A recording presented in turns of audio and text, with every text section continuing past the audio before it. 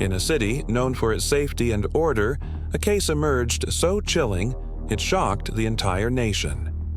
In 1981, a man living in the heart of Singapore's housing estate system, in Toa Payoh, committed 2 brutal ritualistic child murders. This is the true story of Adrian Lim, a self-styled spiritual healer who led 2 women into madness and sacrificed innocent lives in the name of black magic. This is not folklore. This happened in broad daylight in one of the world's safest cities. Toa Payoh is one of Singapore's earliest public housing estates, a dense urban area of high-rise flats, wet markets, and families. In Block 12 lived Adrian Lim, a man in his mid-30s who ran a self-proclaimed spiritual healing service out of his 3-room HDB flat. His flat was dimly lit with red lights, candles, and statues of deities, mainly Kali, the Hindu goddess associated with destruction and rebirth. He claimed he could remove curses, heal sickness, and summon spirits. Many desperate people visited him, mostly women. But behind the incense and chants, Adrian was a manipulator. He used theatrics, shaking, chanting, convulsing, to convince others he was possessed or in contact with the divine. In truth, he was a sexual predator and psychological abuser. Adrian's inner circle included 2 women, his legal wife and a younger lover. The wife was a timid woman who feared his supposed spiritual powers. The lover, a bar hostess, had come to Adrian for help and never left. He controlled them through a combination of fear, rituals, and sexual coercion. He told them they were cursed, that evil spirits would kill them unless blood sacrifices were made.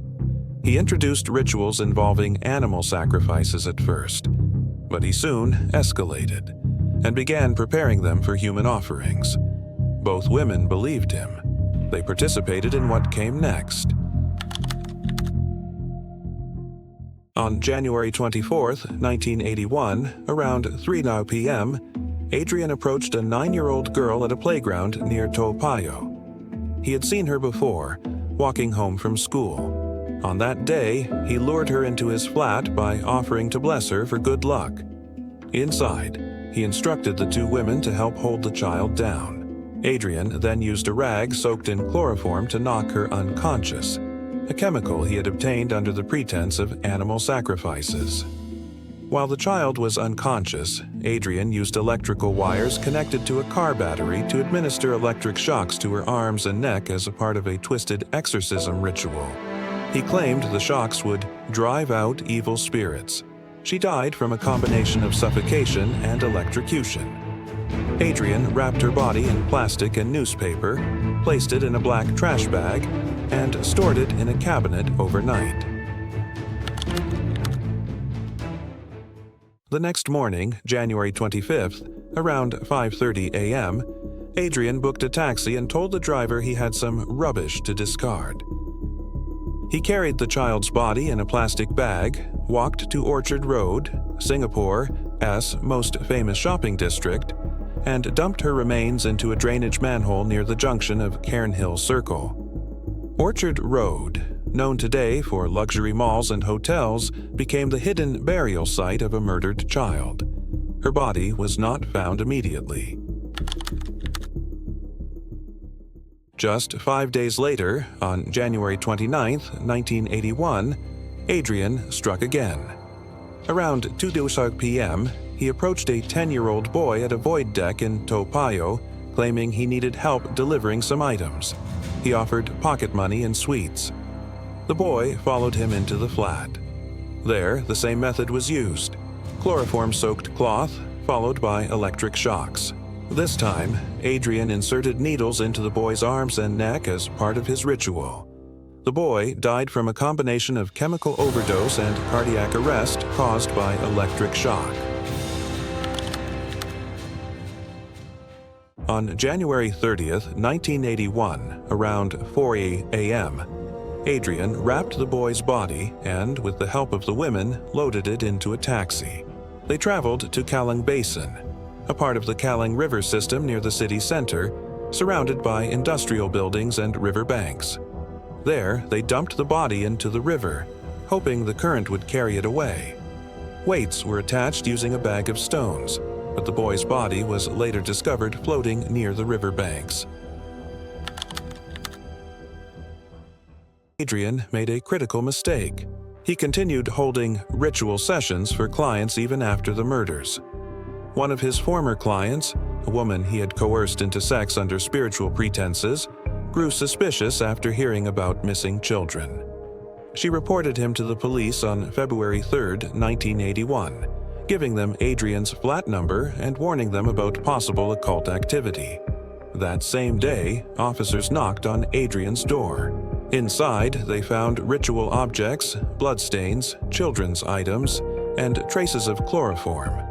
Confronted with the evidence, Adrian laughed. He quickly confessed, calling the murders sacrifices to Kaylee. The trial started in 1983 and lasted 41 days. Adrian's defense team argued insanity. They said he believed in spiritual possession and was delusional. But the psychiatrists who examined him found otherwise. They testified that Adrian was sane but manipulative, capable of knowing right from wrong, but using religion as a tool to control others.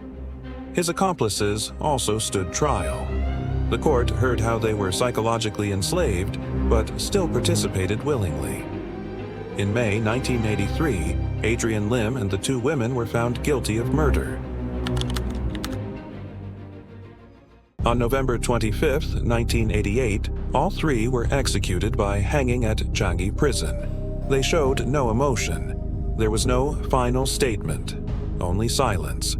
This case led to stronger scrutiny of spiritual healers, a crackdown on cult practices, and tighter controls on chemical substances like chloroform. The HDB flat where the murders occurred was later put back on the market, but residents in Toa still remember the horror.